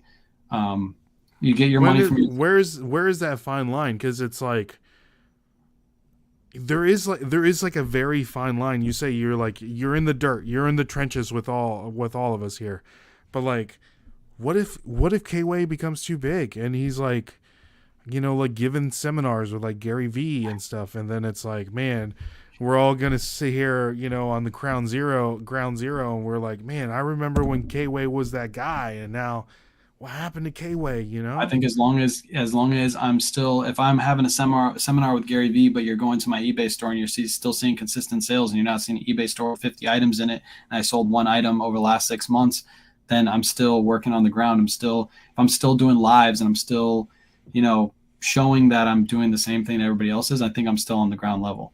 Yeah, that's what I think. Okay. And that's one of the things, like, when I talk, because I've done anybody who resells is a reseller. Oh, that's a good. Anybody who resells is a reseller, says Kevin. So, I mean, I can see that. Like, I'm a part-time reseller, right? I'm a part-time reseller. So, and then this year, content creation has really taken like a back step, in my opinion, because of Whatnot. Because I really want to focus in on that platform and learn what's working for me. But I've done these interviews for a lot of people, and I would say that 50% of the time, the interview starts turning from reselling related content or reselling talk into content creation talk. Right. And I've talked to people that are like, all they do is talk about their videos and how well they've done, and then how much money they've done with that. Like, for you, is that your focus? Like, are you focusing on, I need to do a video this way so it pops off and then I can make this much money for it? Or is that just no, not even thinking about it? If you even go to my TikTok, and by the way, people who aren't on TikTok, you can make good money on TikTok. TikTok and Facebook are very, very close they're getting very close to YouTube. Although TikTok took a little step back recently, a lot of the creators have been realizing their RPM has gone down when their videos go viral. But even if you go to my TikTok right now, my average, they pick and choose what is considered a eligible view. Yeah. And if you get a violation, shout out to the people in Ghana, you know what I mean? Yeah. If you get a violation, they take it away too. It's kind of annoying. But my average view on TikTok is like probably like 30 to 40K. So I'm making 30 to actually less than that. If it's 40K, you're making like $30 because some of those aren't qualified views, or they're people that watched it over again, so they don't qualify. Of course, I got affiliate links. But when I make a video, it's not for the purpose of trying to get a viral hit. Very, very rarely do I make videos where I try to get a viral hit. I think recently my last couple videos were kind of like turning a negative comment into trying to turn a negative comment into something positive, or showcasing a negative comment and, shouting out the resellers that are out here grinding and stuff like that. But no, when I make a piece of content, it's not like I'm putting all of my effort into making it go viral, making money off of it. Again, if I took away social media, I'd still be able to pay all my bills and then some. So I don't need it, but I enjoy doing it, and that's why I do it. There you go. What would you say to those people, like Kevin that are fake resellers and are now like full-time content creators that are just, here for like the spotlight. Shout out to Kevin. I'm being completely facetious. Yeah, I think there's a space for that. I mean, it's okay to make your income making reselling kind of content, like going out to garage sales, thrift stores, retail stores, buying stuff to resell. That's perfectly fine. That's another avenue of reselling. I mean, that's another avenue of making money. So by all means, go do it. At the end of the day, it doesn't affect me or you or what anybody's doing out there. Make your money how you got to make it. That's it. In illegal and not hurting kind of. Don't be selling, stuff you're not allowed to sell. Don't be selling like pickle keepers on the side. No like Velcro. No Velcro out there. No Velcro. No Velcro. Yeah. Say it, bro away. Me too. I love what? Oh, what is a pickle keeper? Anyways, all the elusive pickle keeper. I don't know if that's like a inside joke. I think that's on the only thrifters that Chris at Peak was talking about earlier. Okay, this is a great question by Kristen. She's saying, talk about the help that you were alluding to. And I know there is a fine line to where, time is a commodity that none of us can buy or purchase, that we all have the same amount. Like with you, with having 3 little ones at home, and then running a full-time business, eBay, and then now Whatnot, which takes a lot of time, and then doing your consignment also on Whatnot. What does that help look like? Repeat the question again. Sorry. What is that? Like your help. You allude a little bit about you having help. Okay. What does that look like? Yeah. Yeah. I think we talked about this maybe on the first time we talked, like back then. Like I said that we're looking to bring on somebody. I think I mentioned this. Maybe it was another interview that I did, but I'm pretty sure it was with you guys. But we brought on my mother-in-law pretty much full-time. She helps us anywhere between 40 to 50 hours a week listing on eBay. She does the drafts for us. After she does the drafts, she takes the photos, and then I put the listings live. And every day she gets like anywhere between 30 to 50 listings done. And if Kayla's helping out too, if we're all working together, we can sometimes get anywhere between 50 to 80 listings like drafted and ready to go. And I like to keep some of those in the draft bank. Hopefully people know what that is, like keeping a log bank of drafts ready to go. So that way, if you have like on the weekend, you don't want to do any work, but you want to put 30 listings live, all you have to do is just go put them all live, and it keeps the algorithm going. But yeah, she helps us, and we pay her pretty much what she was making. Actually pay her a little bit more than she was making at her last job, simply because I just didn't have enough time between setting up Whatnot shows, listing on eBay, making little pieces of content for social media, going thrifting, doing my lives, all that stuff. It was just too much, and it got to be too much to where we had to bring on help. And I think next year we might actually bring on more help, so I can really focus on growing YouTube, which also helps grow the other platforms, while still maintaining the same amount of listings that we do, the same sales, so on and so forth. Okay. How do you know, a lot of people probably are in this position right now too. When did you decide to make that decision on bringing somebody along that will help you? Like maybe someone's at that threshold or at that line to where, okay, I need to get somebody, but like, what does that look like? You know what I mean? I think it's really based mostly off finances. Can you afford to pay for help first? Obviously, you don't want to bring on help too early and you don't have the means to pay them, because that's bad. You need to be able to pay the people. I think we went like full force and we brought on my mother-in-law, who helps us pretty much full time at this point. So we were making enough to pay our full-time income. You could start slower. Like if you have, a lot of people use like a neighborhood kid down the street that wants to make a little bit extra money. They're 16, 17 years old and they don't want to go get a normal 9 to 5. So you reach out to them and you're like, hey, can you come do some listings? I know you're on the computer all the time. Can you learn how to do listings? And I'll pay you X amount of dollars per listing. I think that's a really good way to start. Yeah, but I think the most important thing is have means to pay that person. And if you're behind on work, if you just bring in that one person that you can bring in to do that one task that is the most tedious task for you, offload that to them first, and then you're going to make more money because you're going to be able to focus on the things that you're actually making the most money on. For example, when we brought her on, I was able to focus more on building the Whatnot, loading the Whatnot shows in early instead of doing it at Saturday at 5 o'clock, finishing my show right before I was having the show at 8 o'clock. Now they're loaded on like Tuesday. So it helps me out. So I'm able to load multiple shows a week. So now I'm able to focus on something that's making consistently more income week after week instead of, focusing on doing the tedious listing tasks. Okay, nice. Kevin's got a great question. He says, here's a question. If a lawyer that makes $200,000 a year and also a reseller that makes $10K, is he not a reseller because he makes more doing something else? I guess that has to do with the person, right?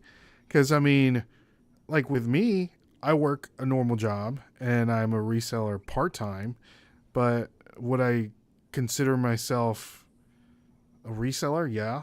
But, I mean, I guess if you consider reselling as a hobby, like how serious you're taking it, which 10K I would think would be, like pretty substantial, but that sounds like for a lawyer that makes 200,000, that sounds like pretty much like a hobby, something that he might want to do on the side. But that has to do with like the person. I mean, when you were a mailman, Wayne, were you reselling on the side? Like, did you consider yourself a mailman that resells on the side, or did you consider yourself a reseller, part-time reseller, full-time mailman? That's a good question. For me, I resold on the side. I didn't really call myself a reseller until I left that mail job. That's when I became a reseller. That was my sole form of income. And I was actually making more reselling while I was working that full-time job. And as soon as I started doing that, that's when I transitioned to becoming a reseller. Like I said, there's people that make content about reselling, but don't make their full-time income about make their content about reselling, but they're not a full-time reseller. If they quit making content, they wouldn't be able to support themselves. I think that's when you're technically a reseller, when you can support yourself making the money from reselling. Yeah, that's just my opinion. I mean, people can have their own opinions about that. Yeah. If you made most of your content selling, let's say you were selling, I don't know, let's just name something. Trying to think of like a product I can pick. Hairspray. I don't know. Coogee sweaters. Let's say you were selling Coogee sweaters, right? And you only sold $5,000 worth of Coogee sweaters a year, but you made $500,000 on the content you made on the Coogee sweaters. Are you a Coogee sweater seller? No. Or are you a content creator that makes money selling Coogee sweaters? Yes. I think you're a content creator first that resells, which is completely fine. At that point, you should probably open up a marketing agency or something to help people, Yeah, it's cool. I agree with you on that. And I do feel, and I'm not trying to bash anybody or anything like that. And Kevin, I'm not bashing you because I know that you're probably taking offense. But I do feel that there are some people in the space, not to name names, that want to be just strictly content creators that use reselling as a vehicle to become internet famous. And that's my opinion. So, yeah. Which again is fine. Shout out to Wyatt. Me and Wyatt have had this conversation on live before, and he's told me he's a reseller, but he loves to make content, and that's where he's making most of his income from, is making content. And he's even said it, like he doesn't consider himself like a reseller. He said it on live before when we were on live, which is cool. I mean, that's awesome. Yeah, I mean, that's cool for me. I don't have any problem with it. I don't really care at the end of the day. If you make your money how you got to make your money. Everybody's got to pay their bills, and that's what we're here for, is pay our bills. So yeah. Chris is saying, wouldn't you say that you are what you spend more of your time doing? That is a great statement, Kristen. In that case, I am a full-time Seinfeld watcher. I spend a lot of time watching. I watch literally zero TV. The only TV I watch is when the Titans are losing usually, and that's, it's bad. It's really bad to watch.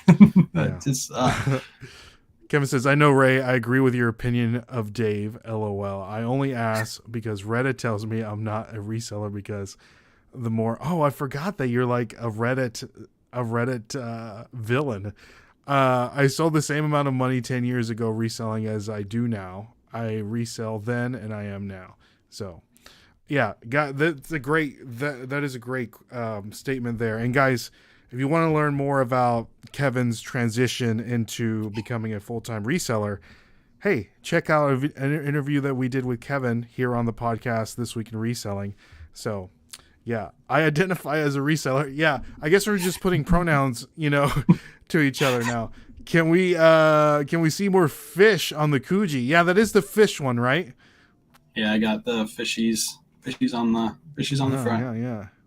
Yeah, that's a nice one. He flipped. Yeah, exactly. Yeah. So, yeah, and like KAYWAY said, if that's your thing, then that's your thing. And I mean, I'm not hating. Shoot, if I can make $200,000 making reselling content, hey, by all means, baby. Bring on the money. I'm the person that I will probably be the person that chases the bag the quickest out of anybody here. So don't hate on that. So I'm saying that if you spend more time being a mailman than a reseller, then you're a mailman and not a part-time reseller. I think so. Like with me, I do consider myself a part-time reseller, even though I'm putting in full-time hours because I have a quote-unquote regular job. So yeah, I would see that. I think, yeah, I'm not full-time. I still part-time, 15 to 20 hours a week reselling, same as always. So there you go, Kevin. I say Kevin's hardcore reseller first and foremost. He loves what he does. Yeah. So with that being said, guys, make sure you follow KAYWAY on all of his social media platforms. I'm sure you can find him every day live somewhere. He's probably on, is Be Real still a thing? Is that still a thing? I have no clue. Right? I've never been on there. I've never been on there too, but I think that like started to become a thing, and then people are like, let's not. There's that one, that Clapper app when TikTok was having that thing where everybody was. That's a terrible name. Like it sounds like you have the clap. Really, really bad. But I started posting some content there because I didn't know if TikTok was going to go away. So I was like, I'll start posting some content there, and then I stopped. So, Kristen. Sorry, not digging on anyone, just trying to help identify. Yeah. KAYWAY, are you on IG? He's on everywhere, baby. He's on everywhere. I'm on Instagram, Facebook, TikTok, and YouTube. Like I said, next year I'm going to start focusing more on doing YouTube. I'm trying to put out weekly YouTube videos. It's so what does that look? What does that look like? And I know that we talked on our previous episode of the podcast about YouTube. What does that look like for you in this previous year you really want to focus on? What does that look like? Do you have it drawn out? Is that something that you're still venturing and putting ideas down and talking to your wife about? We have a huge announcement. We've been teasing it a little bit on some of our lives. And are you having another baby? No, I'm there's no more coming out of me. Oh, there you go.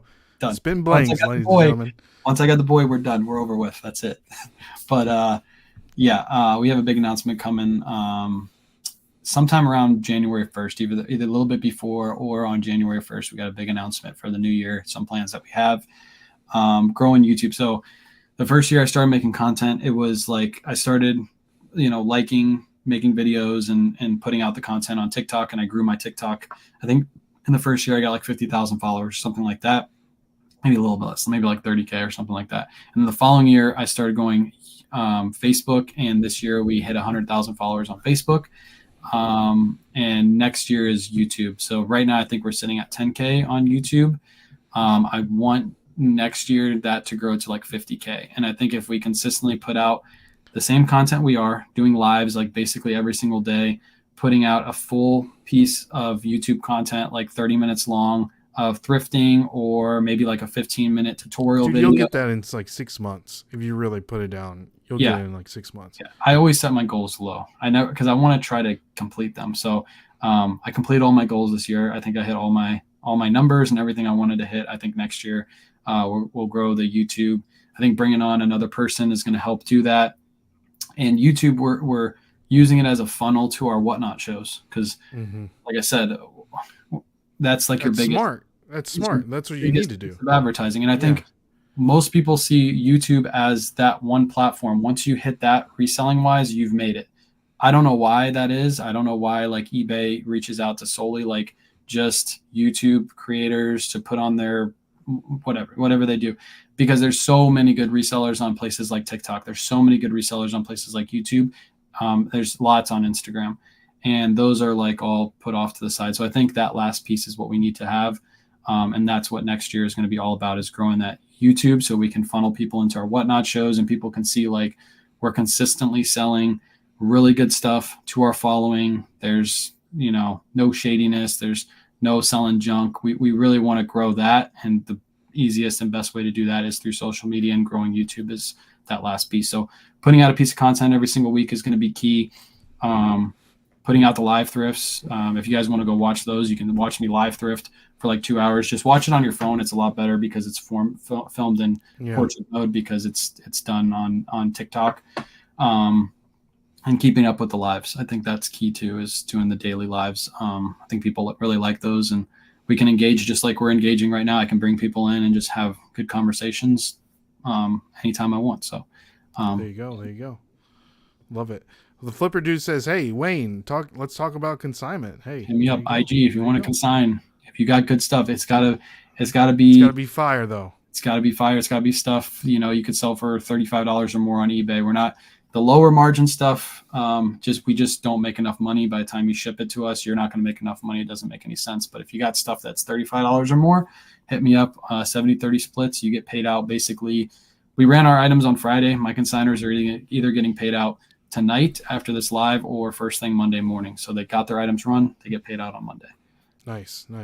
So for people that are looking to maybe do consignment, hit up KAYWAY and make sure the stuff is fire. So, are you going to continue doing both short form and long form on the same YouTube channel? Yeah. So it's tricky. And I know you know this. YouTube is a minute, and TikTok and Facebook are, you can put 2 minute, 3 minute.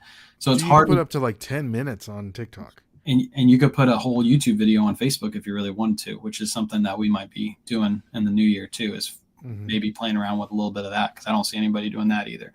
But that's the hard part, is I want to put all the same content on YouTube that I do on TikTok, but then I got to do a lot more editing afterwards to try to shorten it down, and you might lose pieces that you really need in those videos.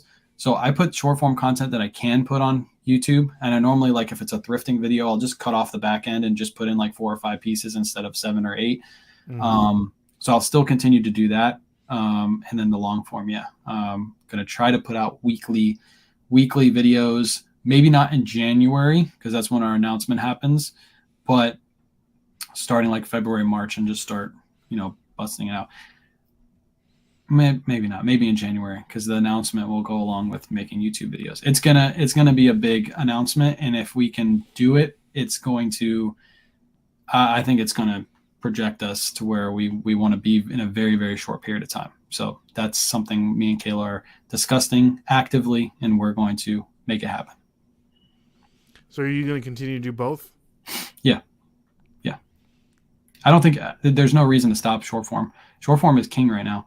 I think long form is good, but short form is king. You can hit way more people at short form than you can hit long form any day of the week.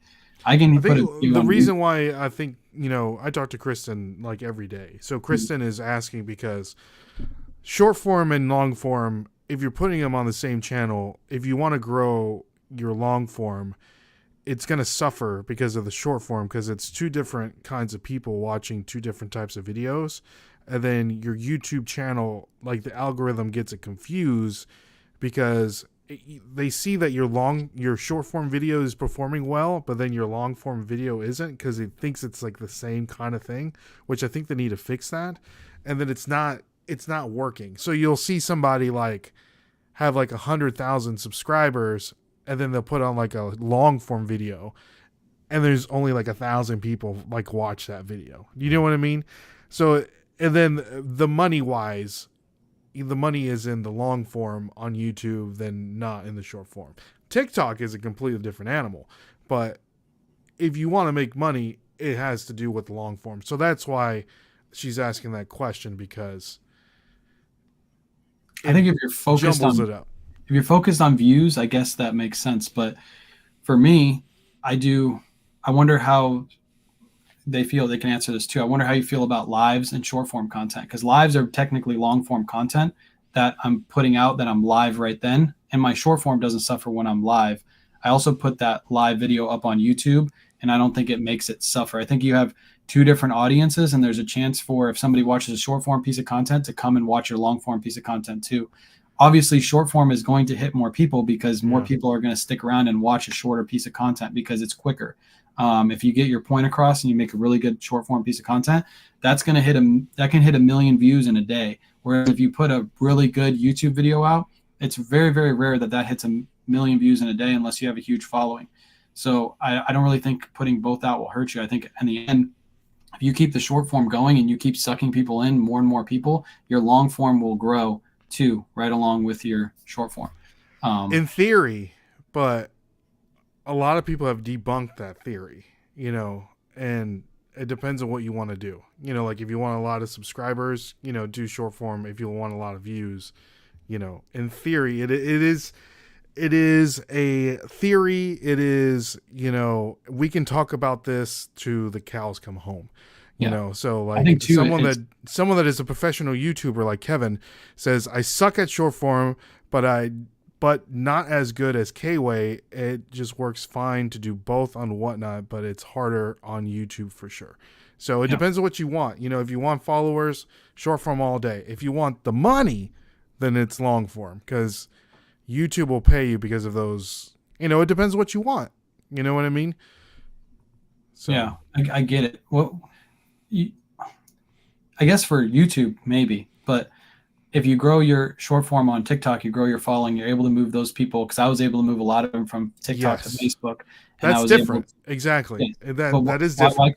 Why couldn't you use the same concept of moving the same people from TikTok and Facebook to YouTube? Like when I put out a video, I'm able to post it on Facebook and TikTok. Obviously that, not everybody migrates over there, but I'm sure I get more views on that because those people, and the reason I grew those platforms is because of the short form content. Like Facebook following is strictly from short form content. And for anybody who does Whatnot right now, if you can grow a Facebook following, you can convert those people over to Whatnot very well, and they actually spend more. Like most of the people that follow me on YouTube and TikTok are resellers, but people who follow me on Facebook are a different audience. Grandmas.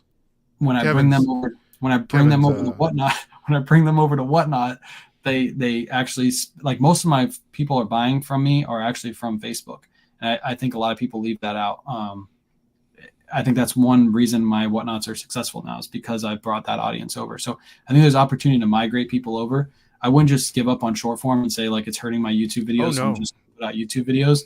I think you should do everything all at once, because at any point in time, YouTube could switch an algorithm and it moved everybody to your long form content. Correct. What if they just put your long form? I would love that. What if they stuck your long form video right at the top and you weren't growing your short form content, and then you tried to start it all up again, and now you missed the opportunity to bring everybody to your YouTube video because they started deciding to, hey, at the end of the reel, if they liked it, they suggest your video and then they go right into your video. Yeah. So I think you should do everything. Like, yeah, I think there was a point I'm in your boat, because like, I want to do everything, like I'm not that great at doing long form content unless it's something like this, but I love doing short form content. My short form content does way better than my long form content.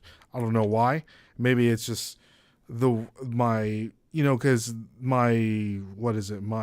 analytics, or the people that watch my videos, are like 18 to 23-year-olds, people that watch longer form content are usually a little bit more of the longer or older people, you know what I mean? They have more patience. So it is, hey, I'm in the boat with you. I think a lot of people just follow where the money is. Like there was a point in time where Facebook dropped their program where they were paying everybody for reels, And a lot Yeah. of creators like stopped putting out consistent reels. They just did one every once in a while. And during that period of time, I just blasted reels. I was just pushing out reels because I knew that there was an open space now. Not as many are putting out reselling videos. So my videos are going to be suggested to more people. And that's how literally I had like 3 or 4 videos that blew me up from, I think I was at like 50K. And in like a month, I went from 50K to 100K followers. And then I kind of like stopped for a little bit because I was going too hard and I kind of took it easy. But I think starting up next year, I'll start that back up again. But yeah, that space was wide open because people were just following the money. And again, Yeah. I think you should just be consistent. I think the key is just consistency. Consistency. That's like you said in the beginning, you want to grow your following, you went live every day for a year. Same thing that Kevin did. He put a video every day for a year. Mm-hmm. And 2 to 3 hours every single day on live every night, to where Kayla was like, what are you doing? Like, you're not making any money from this. And I'm like, it's not about making money. It's about growing the following and helping people learn how to do what I do. That's what it's all about at the end of the day. She's like, well, you're wasting your time. And now fast forward a year and a half later, it's not so much of a waste of time now because you have the loyal following that goes with me. So yeah, I say, to quote the late great Randy Macho Man Savage, the cream will always rise to the top. So Joel, this is a great, and we'll end it on this. Where's the other comment? Here we go. Can't wait to come back a year and have another interview to see where he goes. So yep. Wayne, thank you so much. And I know we can keep talking, and the chat is also buzzing. Well, you can ask all these questions to Wayne each and every day when he goes live on all the platforms. So Wayne, I always like to end the show with goals. What are your goals reselling wise, if you consider yourself a reseller, if that's your pronoun for the day, and personal? Goals as a reseller. Well, again, we have a big announcement. I don't want to give it away. It's too early, but we have a really big announcement coming in near January 1st. I don't know if I'm going to put out before or after, but it's going to be a big one. It's going to be something really cool. Next year, I think just be consistent with what we're doing. Obviously, focus on sales. I think there's opportunity next year, if we play our cards right, to possibly do like $250,000 in sales on Whatnot. And I think that's like undershooting what we possibly can do if we just be consistent with what we're doing right now. Like I said, this year we just hit 100K on Black Friday. That was where we hit 100K, which is awesome. That's really cool. Like starting this year with not even on the platform and growing it to 100K is like really dope. Yeah. I think there's opportunity to do that next year and like double it, if not get close to tripling it.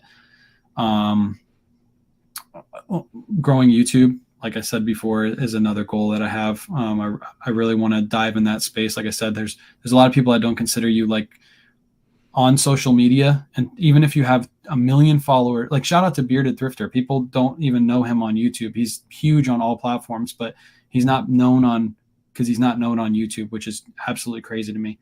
And if I'm able to grow it correctly, I really want to show like all these big businesses, Poshmark, eBay, Mercari, whatnot, that there is a huge reselling group on TikTok and there's a huge reselling group on Facebook. You can't just look at YouTubers. But I think I need to get big on YouTube to be able to do that. I think the reason that's why, because that's where the advertisers spend the most money. And I think that's the reason. I agree, but there's so many great people on TikTok that are so underknown. Shout out Chris at Peak hanging out in chat, Travis in the chat. Like there's so many people on TikTok that are on the ground grinding every single day. Grinding, baby. They're showing themselves. They're showing what they're doing, and I love to see it. And I want to bring attention to that platform as much as I can. So I think that's coming next year too. But those are some of my goals. And then one of the goals is to lose a little bit of weight. I've been putting on some.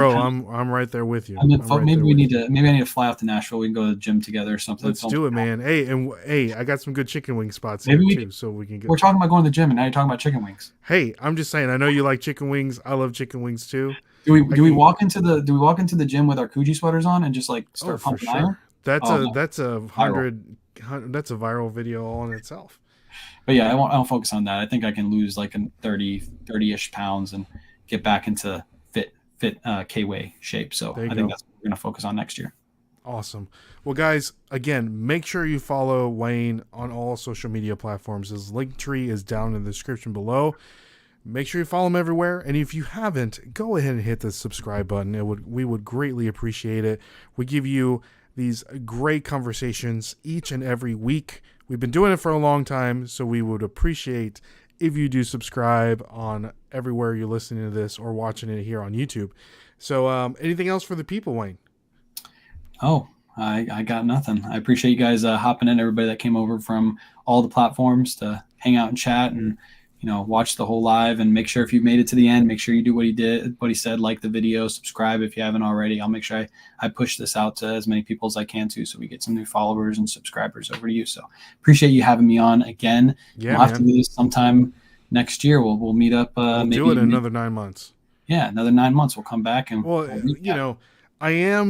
there's rumors. I'll give you something exciting that we might be working on here. I'm kind of planning on a reseller meetup here in Nashville, like around April. So if it's for sure, I will let everyone know. I would love to see everybody and meet everybody in person and talk about reselling. I love Nashville. I've been to Nashville. I love Nashville. When is the new stadium being built, by the way? When is that supposed to be? I mean, everything is they've already signed all the contracts and stuff. So I think in 4 years, it'll be ready to get done. Gotcha. 4 years. So. Gotcha. It's a long build. This is fun. I'll definitely have to make my way. When is Kayla? Oh, Kayla goes live in the morning. She's not very it just matters on when the kids are not home and she doesn't have to deal with sick kids. She's on mama duty. She's doing the mom duties. But she normally goes live in the morning. So if you want to follow my wife, Kay the Book Nerd, she goes live over on TikTok. She's normally hanging out here in here with mom in the morning, doing some listing, showing how she does a listing process, all that good stuff. So if you want to follow her, make sure you go follow her. She's growing her Facebook a little quickly. I like to see it. So. We would love to see Kayla next time. Next time for sure. You want me? I can go take the computer and put it right in front of her in the bed, and she's just laying there. She probably would hate that. She's gonna hate that. So she's probably listening to this right now. So shout out to Kayla. So everyone, Thank you all so much. We do greatly appreciate it. And like always, my name is Ray. KAYWAY Shop. And we will catch you guys on the flip side. See y'all and God bless. Peace.